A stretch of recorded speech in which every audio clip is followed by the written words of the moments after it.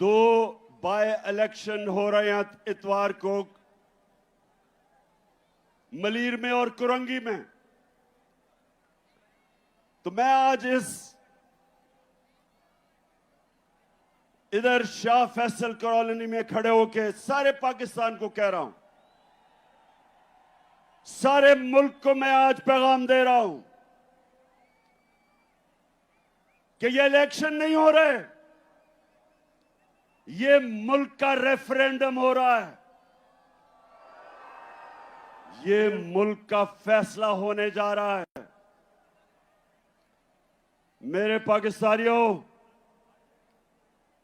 एक मुल्क जो अल्लाह ने हमें एक तोहफा दिया था पाकिस्तान का,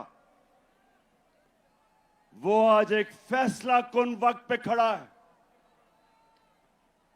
एक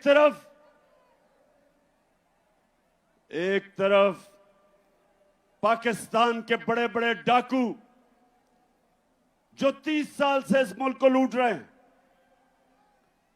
चोरी करते हैं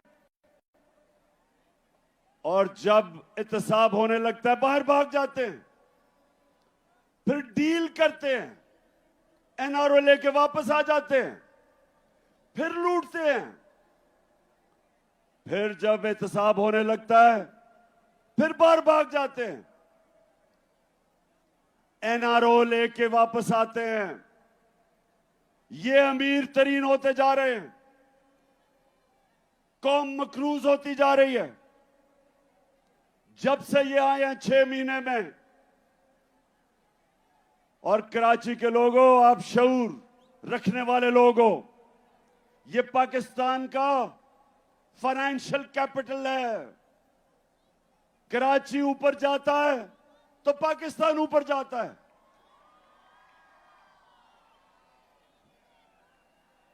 और जब कराची की तबीयत खराब होती है तो मुल्क की तबीयत खराब हो जाती है।